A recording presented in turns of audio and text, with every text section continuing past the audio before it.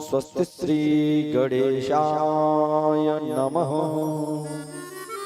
श्री मातृपितृ चरण कमलेभ्यो नमः। शर्वेभ्यो देवेभ्यो नमः। जय जय जय राधा रमण, जय जय नवल किशोर, जय गोपी चित चोर, प्रभु जी जय जय माखन चोर। श्री माखन चोर भगवान की जय हो। खिलन बिहारी सरकार की जय हो। राधा रानी की जय हो। हनुमान जी महाराज की जय हो। सभी देवी देवताओं की जय हो। जय जय श्री राधे श्याम। आइए, वर्षा होने की वजह से कथा में थोड़ा सा व्यवधान आया और वर्षा होना ना तो मेरे हाथ में है ना आपके हाथ में, ये भगवान के हाथ में है। हो यही सोई जो राम रचि राखा, को कर तर्क बढ़ावे शाखा। देखो वही होता है जो माधव ने लिख दिया है। जो परमात्मा को करना होता है वही परमात्मा करता है। हम तुम लाख प्रयास कर ले लेकिन हमारी तुम्हारी एक भी नहीं चलेगी। तो श्रीमद् भागवत कथा का हम और आप रसस्वादन कर रहे थे। भागवत कथा में भगवान बालकृष्ण लाल का जन्म हुआ और जन्म होने के बाद पूतना मौसी कृष्ण को मारने के लिए गई। पूतना मारने के लिए जा रही है लेकिन भगवान फिर भी पूतना का उद्धार कर। कंबा दयालु शरणम ब्रजेम। परीक्षित भगवान कृष्ण के जैसा और कौन दयालु हो सकता है। जो पूतना भगवान को मारने के लिए जा रही है, भगवान उस पूतना को भी मोक्ष प्रदान कर रहे हैं। भगवान ने पूतना को मोक्ष क्यों दिया? क्योंकि पूतना कृष्ण की मां बन करके गई थी। भगवान कहते हैं मुझसे एक संबंध बना लीजिए, भले ही झूठा ही क्यों न सही, लेकिन मुझसे एक संबंध स्थापित कर लीजिए। तो भगवान ने ये नहीं देखा कि ये पूतना मुझे मारने के लिए आई है। भगवान ने ये देखा कि ये पूतना मेरी मां बन करके मुझे दूध पिलाने के लिए आई है। ये पूतना कौन है? पूर्व जन्म में ये कौन है? भगवान को ये पूतना दूध पिलाने आई है और भगवान को यदि कोई दूध पिलावेगा तो उसने कोई न कोई पुण्य जरूर किया होगा। तो पूतना ने ऐसा कौन सा पुण्य किया है जो भगवान को दूध पिलाने के लिए जा रही है? सुखदेव कहते हैं परीक्षित ये पूतना पूर्व जन्म में राजा बलि की पुत्री रत्नमाला है। वामन भगवान राजा बलि को छलने के लिए गए तो वहां पर पूतना रत्नमाला खड़ी थी और रत्नमाला ने वामन भगवान को देखा तो मोहित हो गई। ओहो, अगर ऐसा बालक मेरा होता तो मैं दूध पिलाती इसको। तो भगवान ने कहा अरे रत्नमाला आशीर्वाद देते तू हमको दूध भी पिलावे। लेकिन जैसे ही वामन भगवान ने 3 पग भूमि में राजा बलि का सब कुछ छीन लिया तो रत्नमाला को क्रोध आ गया। अरे मेरे पिताजी का सब कुछ छीन लिया 3 पग भूमि में, ऐसा बालक यदि मेरा होता तो दूधों में अपने स्तनों में जहर लगा करके इसको मार देती। तो ये पूतना दूध भी पिलाने आई है और इधर जहर भी पिलाने आई है। पूतना ने कृष्ण को गोद में ले लिया। भगवान को मात्र पकड़ना आता है, भगवान को छोड़ना आता ही नहीं है। आहो वकीयम स्तन काल कूटः जिन्धा सयाप यददाप्य साध्वी लेभे गतिम ध्यातृचितां ततोन्नयम् कंबा दयालु शरणं ब्रजेम। पूतना ने जैसे ही भगवान को मारने के लिए और गोद में उठाया और अपने दूधों से अपने स्तनों से जहर लगा करके आई और जैसे ही स्तनों को भगवान के मुख में दिया तो भगवान ने पूतना के प्राणों को खींचना प्रारंभ कर दिया। पूतना ने अपना गोपी का रूप त्याग दिया और पूतना बड़े विशाल राक्षसी रूप में आ गई। अरे कन्हैया छोड़, अरे कन्हैया छोड़, मेरे प्राण निकल जाएंगे। प्रभाषिणी, भगवान नन्हे से कन्हैया परीक्षित आज बोल उठे। अरे पूतना, अरे मौसी, मोय तो केवल पकड़वो ही आवे है, मोय तो छोड़वो आवे ही ना है। भगवान को मात्र पकड़ना आता है साहब, भगवान को छोड़ना नहीं आता है। पूतना मौसी के यहाँ पर प्राण निकल गए और नन्हे से कन्हैया ने 6 दिन की आयु में पूतना का उद्धार कर दिया, मोक्ष प्रदान करा दिया।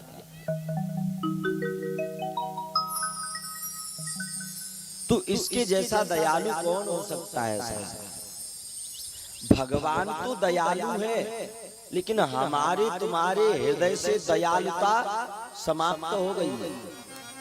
भगवान तो आज भी वैसा ही है जैसा पहले अनेक युगों में था, लेकिन हम तुम बदल चुके।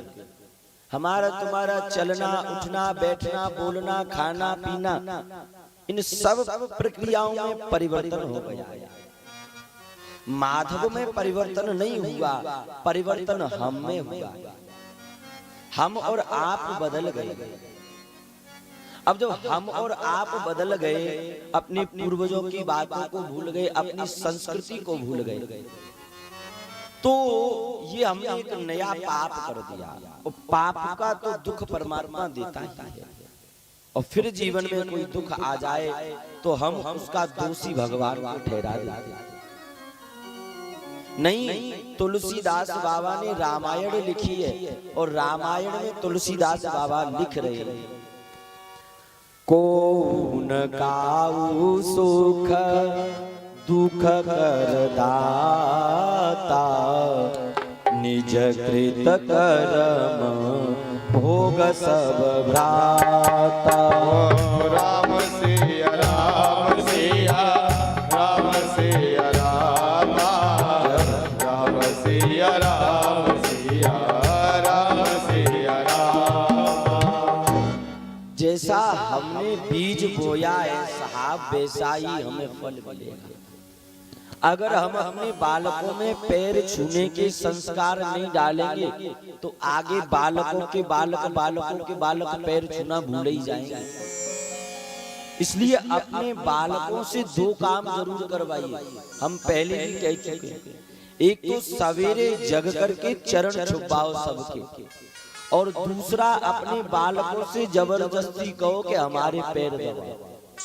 क्यों? क्योंकि ये संस्कृति है हमारी। भगवान राम, भगवान कृष्ण, इन्होंने भी अपने माता पिता को खूब प्रणाम, नमन और वंदन किया, लेकिन आजकल हम तुम ये सब नहीं कर रहे। सुखदेव कहते हैं, राजा परीक्षित, धरती पे जहां जहां भगवान अवतार लेते हैं वहां वहां महादेव बाबा दर्शन करने जरूर जाते हैं।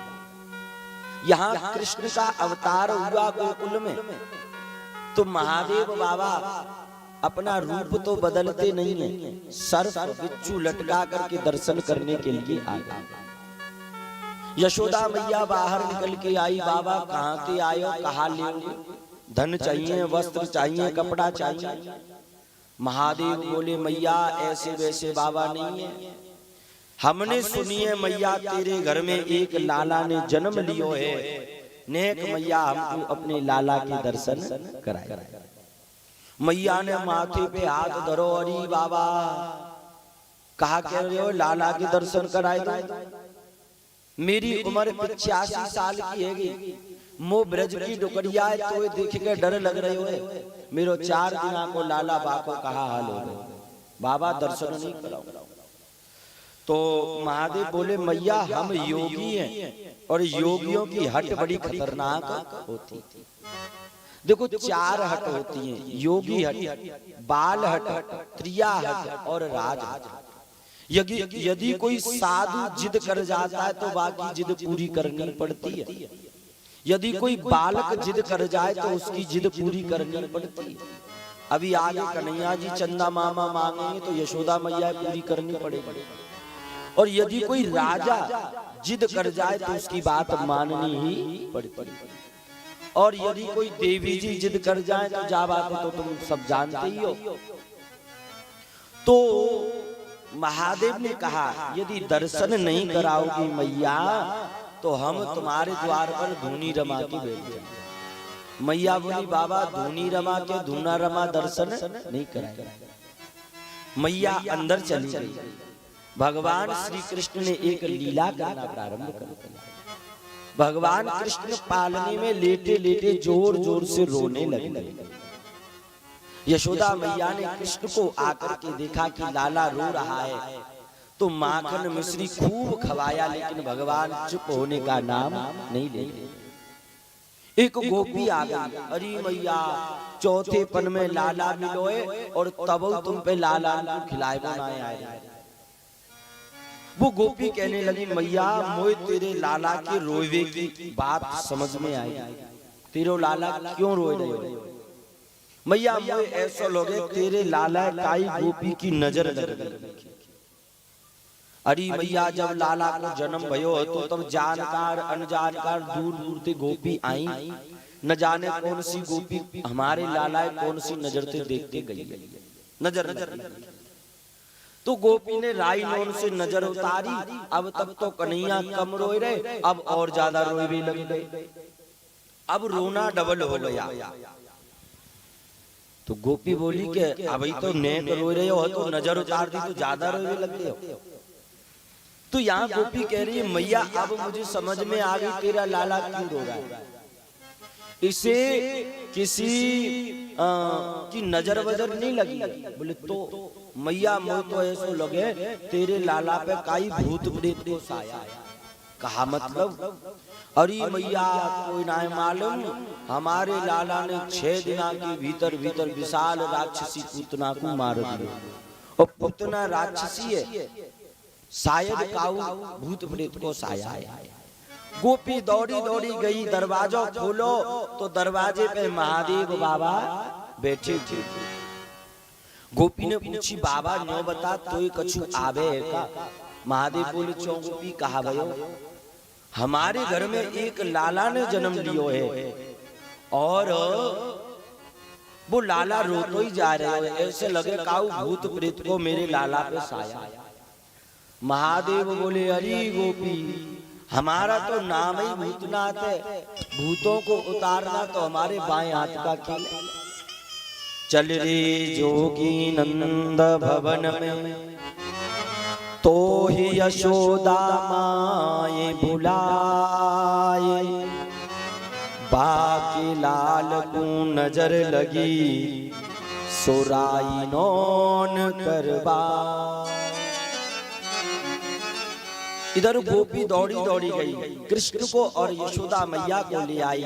महादेव ने जैसे ही बाल कृष्ण लाल को हाथ में लिया तो अब महादेव ने यहाँ कन्हैया के मुख में कोई मंत्र नहीं बोला, बल्कि भगवान महादेव ने एक बार कृष्ण के मुख में श्री राधा राधा नाम ले दिया। तो रोते भय कन्हैया खिलखिला के हंसने लगे, मुस्कुराने लगे। अब यशोदा मैया को विश्वास हो गया कि बाबा कुछ जानकार ही है। अच्छा माताओं बहनों की आदत होती है एक ही काम में सब कामों को समाप्त करने की। अगर घर में भागवत हो रही है तो बाई में दिशारानी कर लो, बाई में नौ कन्याओं को भोजन खवाए दो, बाई में सत्यनारायण की कथा, मैयाओं की आदत होती। तो यशोदा मैया ने सोची जब घर में बाबा आयो है तो क्यों ना लाला को ने हाथ दिखवाए। जब ते लाला भयो है तब ते ब्रजवासी न्योई कहवे कि मैया तेरो लाला कालो कलूटो है तो तेरे लाला को ब्याह नहीं हो। और ज्यादातर मैया लाला के हेवे के बाद ब्याह की चिंता कछु ज्यादा ही है जाओ करे। यशोदा मैया बोली बाबा नो बता कोई औरू कछु आवे का? चौमैया ने मेरे लाला को हाथ देख के बता जाको ब्याह हो गए कि नहीं। अब भगवान कन्हैया को छोटो सो हाथ जैसे ही महादेव ने अपने हाथ में लियो और देखने लगे तो मोह खुलो को खुलो रह गयो महादेव बाबा। महादेव बाबा बोले अरे मैया तेरे लाला के हाथ में जो ब्यावारी रेखा है जा हथेली की तो काको पूरे हाथ में नाने समाये नहीं। कहा मतलब मैया तेरे लाला के एक नहीं दो नहीं तीन नहीं चार नहीं 16,108 ब्याह हो गए। अब मैया को मोह खुलो को खुलो रे मैया शांत है। महादेव ने ऐसे करो मैया मैया कहा भयो मैया बोली न बता तो सही मैया कहा भयो। यशोदा मैया बोली बाबा मैं तो यूं सोच रही हूँ अगर मेरे लाला के इतने ब्याह है गए तो बाई चांस कब होरी दीवारी पे सबरी की सबरी बहू मेरे पाए छुए को आई तो मैं तो आशीर्वाद देते देते ही गुजर जाऊंगी। लेकिन नहीं यशोदा मैया ने सोची बाबा हास्य कर रहा है बाबा हंस रहा है लेकिन मैया को क्या पता है कि इनके 16,108 ही विवाह होंगे। संसार में लोगों को भगवान के इतने विवाह क्यों हुए इस बात से ज्यादा दिक्कत रहती है। इनका खुद का विवाह हुआ हो या न हुआ हो लेकिन भगवान के इतने विवाह क्यों हो गए इससे ज्यादा दिक्कत रहती है। और संसार में लोग क्या कहते हैं भैया जब भगवान ने 16,108 विवाह कर लिए तो 10-20 विवाह हम भी कर ले। संसार में लोग ये सोचते हैं कि नहीं। अच्छा भगवान की होड़ करते हैं। भगवान ने 6 दिन के अंदर में विशाल राक्षसी पूतना का जहर किया था। आप जहर पी के बताओ। भगवान ने 7 वर्ष की आयु में 7 कोष के गिरिराज जी 7 दिन 7 रात्रि पर्यंत अपनी इस वाली उंगली पे धारण किए थे 7 दिन तक। अगर तुम भगवान की होड़ कर रहे हो तो आधी किलो का बाटे लेके दिखाओ। लेकिन नहीं हम तुम ये नहीं कर सकते लेकिन वहां भगवान की होड़ करते हैं। गजब का दावा है पापियों का गजब का दावा है पापियों का उन्हीं से जिद पर अड़ रहे हैं कि जिनसे त्रैलोक पल रहे। तो संसार में हमें भगवान से भी कभी कभी दिक्कत हो जाती है। कथा भागवत होती है तो लोग ऑब्जेक्शन उठाने लग जाते हैं शोरगुल की वजह से। अब भाई अगर देवी जी सपना चौधरी जी आ रही धमाधम धमाधम नच रही तब किसी को दिक्कत नहीं है और भागवत हो रही तब हर एक आदमी को दिक्कत उत्पन्न हो जाती है। तो कभी कभी आदमी को भगवान से भी एलर्जी हो जाती है। सुखदेव कहते हैं राजा परीक्षित यहाँ महादेव जी भगवान बालकृष्ण लाल के दर्शन करते हैं। बाल चरित हरि बहुविधि कीन्हा बाल चरित बहुविधि कीन्हा अति आनंद दाशन के दीना अति आनंद दासन के दीना। राम सिया राम सिया राम सिया राम राम सिया राम सिया राम सिया राम। भगवान श्री हरि ने अनेक प्रकार की बाल लीलाएं करी बाल चरित्र किया। यहाँ पर गर्गाचार्य जी आए। गर्गः पुरोहितो राजन यदुनांशु महातपः। गर्गाचार्य जी ने आकर के यहाँ पर भगवान कृष्ण का नामकरण संस्कार किया। यशोदा मैया और रोहिणी मैया अपने अपने लाला को गोद में लेके बैठे थे लेकिन मैया को गर्गाचार्य जी पे संदेह हो गया कि ये बाबा कछु जानते हुए कि नहीं जानते। तो यशोदा मैया ने क्या किया रोहिणी मैया का बालक अपनी गोद में ले लिया और अपना बालक रोहिणी मैया की गोद में दे दिया।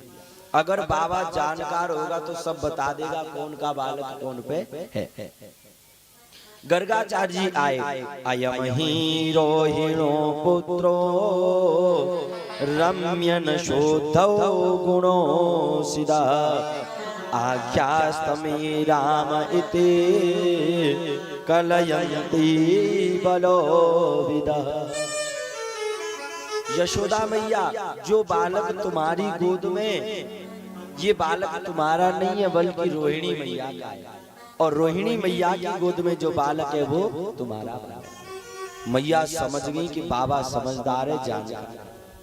अब गर्गाचार्य जी संसार को बनाने वाले का नामकरण संस्कार कर रहे हैं।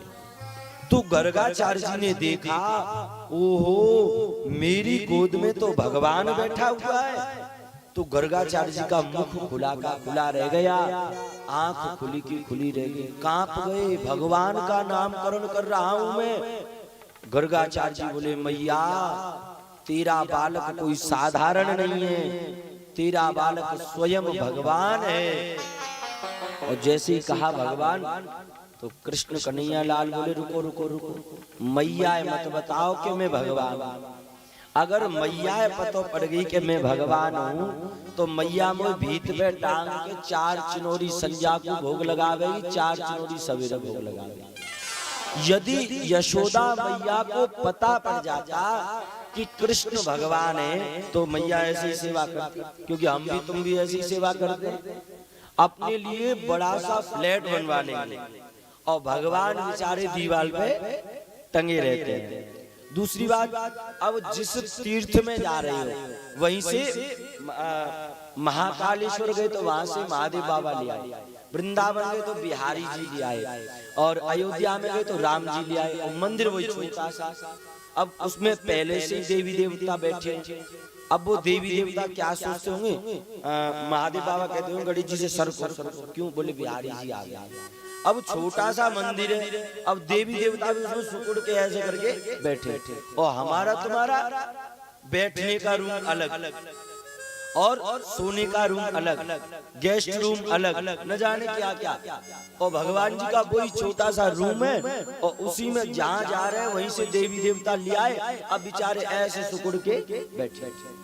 अब भाई अपने लिए इतना सुंदर महल बनाया जा सकता है, तो एक छोटा सा कमरा माधव के लिए भी बनवाया जा सकता है। जो वो दे रहा है उसको समर्पित तो होना चाहिए। आरती में तो कह दिया तेरा तुझको अर्पण, फिर सब मेरा है ना, ऐसा नहीं होना चाहिए। यहाँ पर गर्गाचार्य जी ने नामकरण संस्कार किया। कृष्णम कर्षयति इति कृष्ण, जो एक बार कृष्ण को देख लेगा उसका चित्त चुर जाएगा, इसका नाम मैं कृष्ण रखता हूँ। कृष्ण कन्हैया लाल की जय हो, खाटू नरेश की जय हो, जय जय श्री राधे श्याम। अच्छा, आप में से कर्ण का और अर्जुन का नाम तो सुना होगा सभी ने। किस किस ने सुना? ठाड़ी खड़ियों ने कर्ण का और अर्जुन का। हाँ, तो ये कर्ण और अर्जुन पूर्व जन्म में कौन थे? इनकी कथा को श्रवण कीजिए। एक राक्षस हुआ जिसका नाम था दंभोद, ध्यान देना। उसने सूर्य देव की खूब पूजा करी। सूर्य देव को दंभोद रोज जल चढ़ाता था। आप में से जल तो चढ़ाते ही होंगे सूर्य देव को। ठाड़ी करियो, कौन कौन चढ़ाता है सूर्य देव को जल? हाँ, सूर्य देव भगवान को जल चढ़ाना चाहिए। जैसे ये लाइट जल रही है और ये लाइट प्रकाश कर रही है और हम इसका बिल भरते हैं, ऐसे ही सूर्य भगवान निकलते हैं, प्रकाश करते हैं, लेकिन हम तुम बिल नहीं भरते हैं। हम तुम सूर्य भगवान को कोई तनख्वाह नहीं देते, कोई बिल नहीं देते। और लाइट वाला प्रकाश कर रहा है उसे बिल जरूर देते हैं। इसलिए सूर्य भगवान हमसे कभी भी प्रकाश करने का बिल नहीं मांगते हैं, लेकिन हमें रोज सूर्य भगवान को जल देना चाहिए। एक लोटा लीजिए, उसमें थोड़ी सी रोली डालिए, मीठा कर लीजिए, चीनी या फिर गुड़, और सूर्य देव को जल दीजिए। जो लोग सूर्य देव को जल देते हैं उन लोगों के जीवन में खूब प्रताप फैलता है। महात्मा गांधी, विवेकानंद स्वामी, ये जितने भी हुए हैं इनके जीवन का नियम था सूर्य देव को रोज जल दिया गया। तो उस दंभोद ने, राक्षस ने सूर्य देव को जल दिया खूब, तो सूर्य भगवान एक बार प्रकट हो गए और सूर्य